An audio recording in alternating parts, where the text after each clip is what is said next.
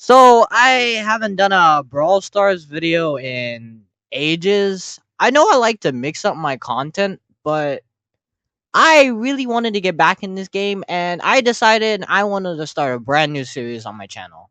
Yes, I know I already started a brand new series for My Singing Monsters on my channel, but I wanted to do another one for Brawl Stars. And this brand new series is called Balancing Every Brawl Stars Brawl. Here are the rules for this series. The first rule is that me and my characters will pick a brawler and suggest ways to make them more balanced. But I also decided to add a rule where we also have to ask Reddit about ideas on balancing the brawler because I like getting opinions from other people and basically taking those ideas and combining them with our own that form a balanced brawler. We'll also credit the redditors we pull from the post. Anyway, today's episode 1 and the first brawler of this brand new series will be Kit! Anyway, let's get started with the video. In my honest opinion, Kit is one of the most poorly designed brawlers in the entire game, for a multitude of reasons. First things first, he's considered a support. Yes, you heard me. Yes, he is considered a support. Although he is a support, he's got assassin capabilities.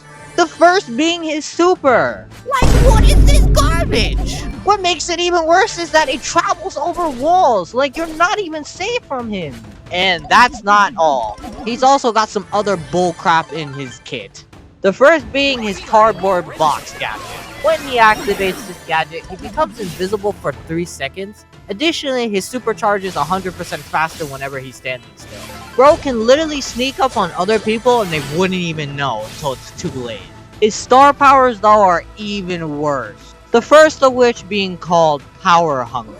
Instead of getting the, 1 times buff other brawlers get from power cubes, with this star power equipped, Kit's buff is increased to 1.5 times. The problem with it is that power cubes are only exclusive to Showdown, so this star power is pretty much useless anywhere else besides Showdown. Kit's second star power also has its issues. Kit's second star power is called Overly Attached. Something I didn't mention about Kit before, which is the fact that he can also jump on his teammates, which is what his supporting capabilities are.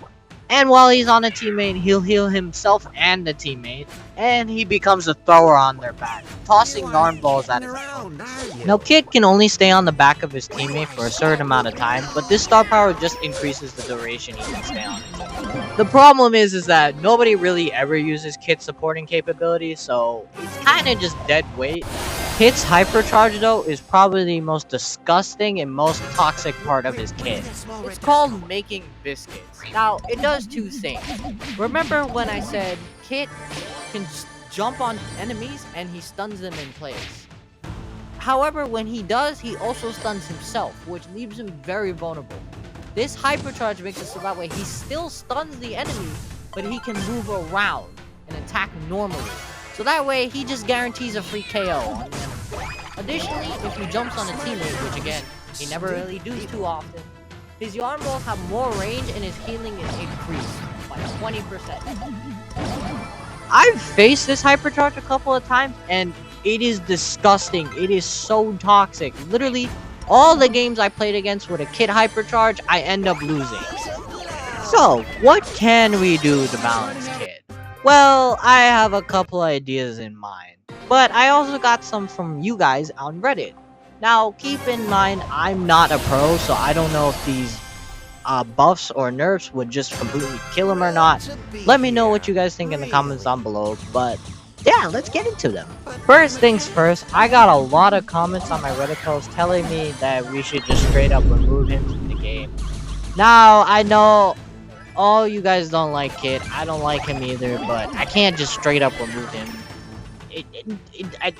This would be the series if I can't balance him. There was a couple of other people on the post that had some ideas that I had that I really wanted to expand upon. Beagle XD is the first of them I'm gonna cover. He has 2 points here that he brought up that I want to touch upon. The first of them is Kit's damage. Currently, Kit deals 2,000 damage per attack.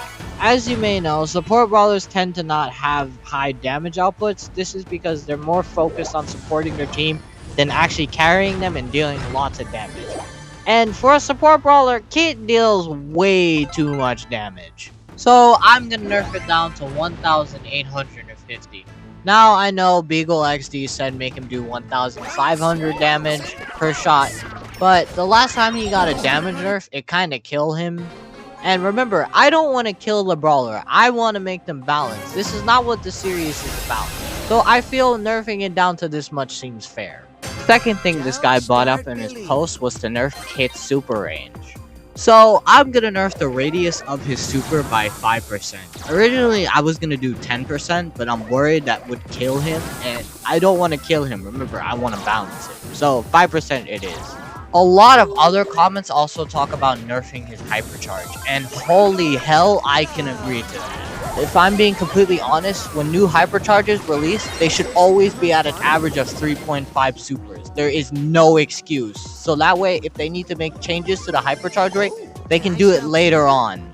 And by far, Kit should stay 3.5 supers. This thing is so annoying, so I'm nerfing it down to that rate. These comments and some others also do talk about Kit's power hungry star power, which is pretty much useless in every other game mode besides Showdown. But instead of reworking just that star power, I'm going to rework both of them, as I feel like both of them could provide Kit more utility. First is power hungry, and I'm going to completely remove the star power and change it to a star power called Claws Out.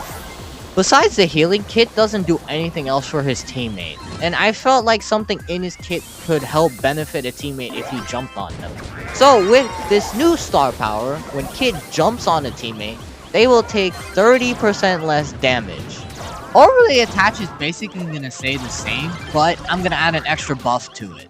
So the original buff to the star power stays the same, but in addition to that, Kit's healing is buffed by 25%.